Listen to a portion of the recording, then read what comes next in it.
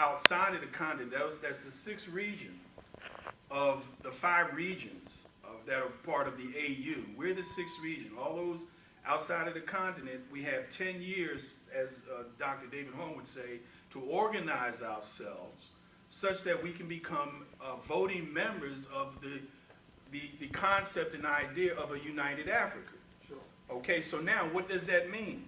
That means that we have to, when I write a play, for example, I get 120 pages, I say the beginning, and the last page says the end. In between the beginning and the end, I have to write the story that I want to, or when I'm doing the event, I say the event's then, and then I back up. So let's back up from 10 years, 2020. The question is, what are we going to be doing in the next 10 years? There's education. James mentioned this place here, and this university here, and how this university is going to be a part of this international concept in terms of what we've been talking about without belaboring that point. Amadou talked about the cultural exchange. In our program that we do for the 5th year, going into the 6th year, Shaping Black Culture in the Diaspora, one of the things that we wanted to do was map the resources that we have in our own community. And everybody that lives in Los Angeles is a part of our community.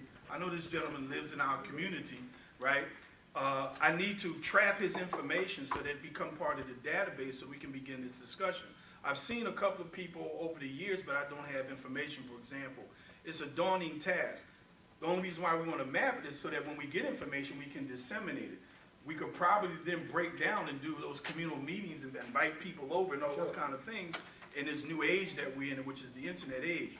So it's a large piece, it's a large mountain, but the only way is to chip away at that, understanding that we want to get to the summit. So we have to be strategic, and we also have to be have a certain amount of tact and tactics in order to realize that.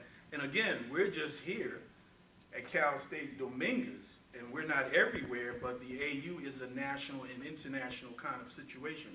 So I just leave that to you, but there are some specific things that we are doing and can do, and that at the end of this, we should offer and hold that point, because we need to make recommendation on how we can do what you suggest. So I'll open up to the panel. Jada. Yeah, my point is, I mean, over the years, I've been working, trying to build this relationship with the continent and then with the diaspora. The biggest challenge I run into is not one of being a proud African, but humility. Being able to hire an African American who has the expertise to do the same service that you hire a Korean company for, or you hire a European company to do. You know, because none of those resources come to any of us in this room that are African American. But building on a relationship, understanding that the resources exist here in the United States among African Americans.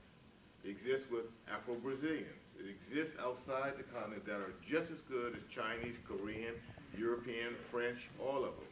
But the relationship has to happen where they understand that we're going to demand that we have this bilateral relationship, because you're going to respect the talents that we've come to educate ourselves. And we educate these young people at this university in international relations, in building international businesses, in international cultural exchange. So the information is here. But when I see Caribbeans, Africans, and Latin Americans disrespect African Americans in terms of hiring practice and putting their money into these small businesses in these communities here, there begins the problem.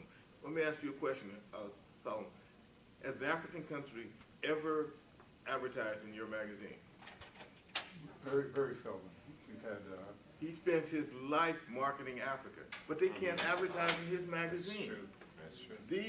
I spent a long time building relationships at the African marketplace. 1 year in 2001, we had more than 5 countries build a expo at the African marketplace. It was great. We were moving in the direction we wanted to move in, so that when we got the property in Atlanta and San Francisco, they say, okay, we have these tenants, they're Africans, they're Caribbean, they'll build a gift shop, they'll put the consulate office in there, and it's going to move on as a destination.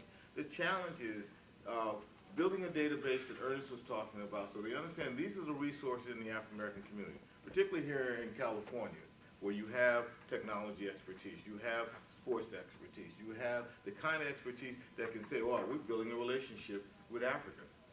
And not with just Nigeria, but all the other countries in Africa. So I just say it has to be one of a relationship where the little resources that are in Africa are invested in African American, as we're willing